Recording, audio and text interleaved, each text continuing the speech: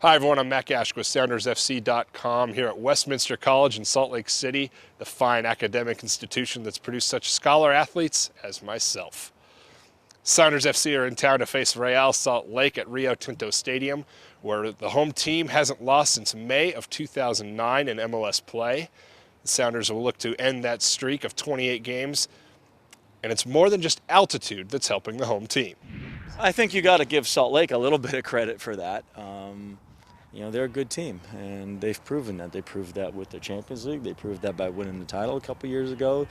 They're doing some good things. They got some good players. They're going to be missing a few guys that are in with the Gold Cup, and no question that going to Denver, going to Salt Lake, altitude's an issue, and for those, but it's sometimes it's more of a mental thing than a physical thing, and you just got to understand that you are going to be gassed a little bit, but you battle through it.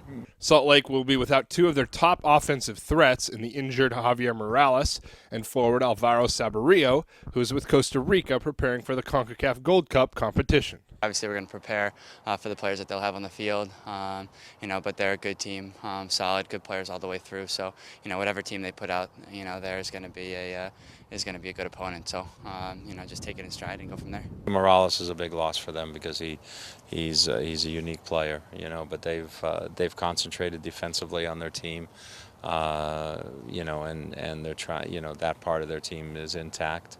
And that's the part that, they've only given up, 2 goals so far this season. So, that's going to be the challenge for us. So it doesn't really matter if Sabrio's missing or that. For us, the big challenge is we got to be able to break down their defense. The two teams are tied in the Western Conference with 17 points, but Salt Lake has only 1 loss on the season and has a solid defensive core. Well, they're a very good home team. They got a lot of quality players, so and a big back line. So it'll probably be, a similar approach where, we could use our speed and quickness to hopefully get behind them.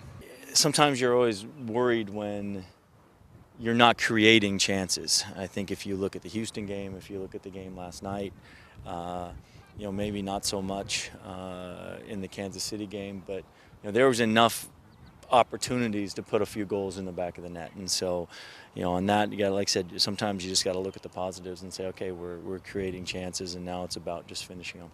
It's a quick turnaround for Seattle after their 1-0 loss Wednesday to FC Dallas, but the Sounders are happy to get back on the field with an opportunity to redeem themselves. As a player, you'd much rather play as soon as possible after a loss. You'd probably rather play today and just get it out of the way and get it out of your system. I mean, there's nothing, the only thing that's going to make that loss go away is a win in the next game. So the sooner the next game comes, the better it is.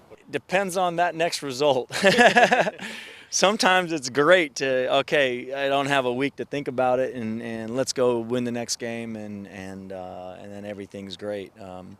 Other times you're looking at it going, wow, sometimes on the coaching staff they would say, I wish I had a whole week to train and get some of these things out of it. But you have to play to the situation that's in front of you, and what's in front of us is we've had a busy schedule, and this is a tough time for us, and we have to now step up our game and go.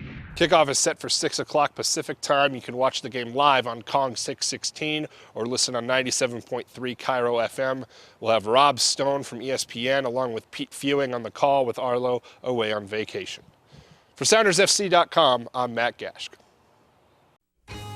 Hi, I'm James Riley from Seattle Sounders FC, and my mom is a breast cancer survivor. That's why I'm teaming up with Susan G. Komen, Puget Sound Race for the Cure on June 5th. The money raised helps people right here in Western Washington and funds groundbreaking research to find the cure to end breast cancer forever. Join me in helping kick breast cancer. Register to walk or run the 5K today. Be part of the cure.